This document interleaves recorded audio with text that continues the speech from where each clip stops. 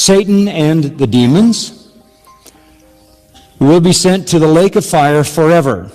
Why? Because he rebelled against God. Satan and 1/3 of the holy angels rebelled against God. Unbelievers rebel against God. Unbelievers not only rebel against God, but we are in the family of Satan. John 8, Satan is your father, he says. You're of your father, the devil. Unbelievers are in that family, and we rebel as the angels rebelled, and we must receive the same punishment that anyone who rebels deserves. The same kind of punishment, same nature of punishment, the same duration of punishment, because we commit the same crime.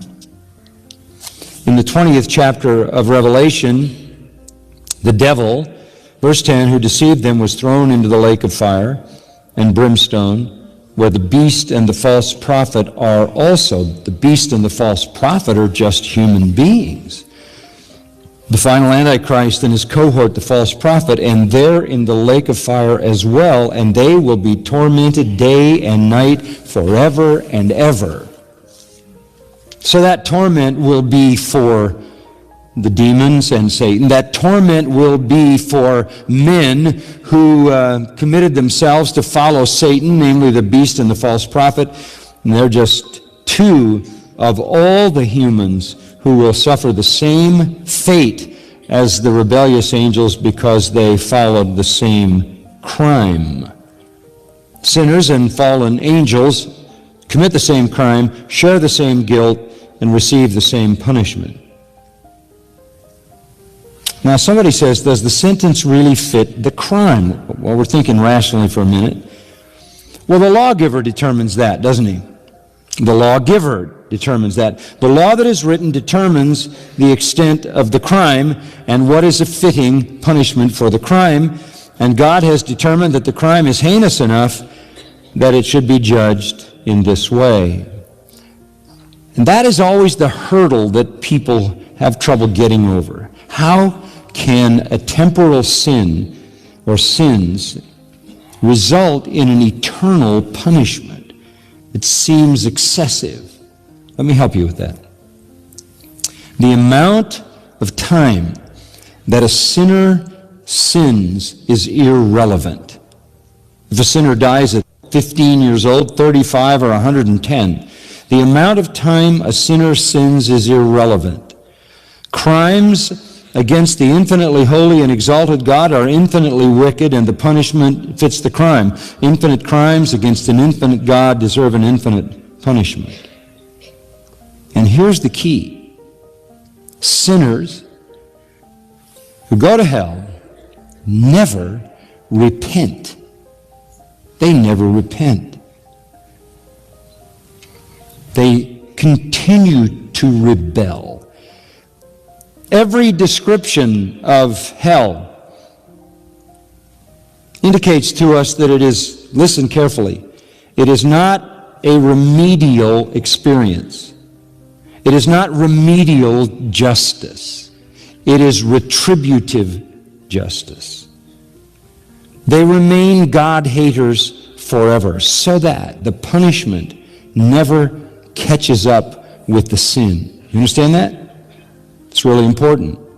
In hell, they continue to hate God. In hell, they continue to curse God. In hell, they continue to mock God and blaspheme God and hate Christ. So the punishment never catches up to the sin. Because the sinning never, ever, ever ceases. You understand that? It's really important. People don't go to hell and then never sin forever and just get punished forever. They go to hell and keep on sinning forever. So the punishment can never catch up with the wretchedness. That is why the Bible in Mark 3 describes this as eternal sin. As eternal sin. Let me tell you something. I believe that sinners are more sinful in hell than they were on earth. Because their sin on earth is mitigated to some degree. Necessarily mitigated. Everybody can't be as wicked as he would choose to be here, because there are consequences. There are restraints. There are expectations. But in hell, there are none. Everybody is as evil as he can be. In Jude 7, it says that they undergo a punishment of eternal fire. And this judgment, according to verse 15, is on the ungodly for all their ungodly deeds, which they've done in an ungodly way, and all the harsh things the ungodly sinners have spoken against him. The word ungodly is used repeatedly there, and when they get to hell, they're just as ungodly as they ever were, in fact, more so in that environment without constraint. They continue to be punished because they continue everlastingly their rebellion.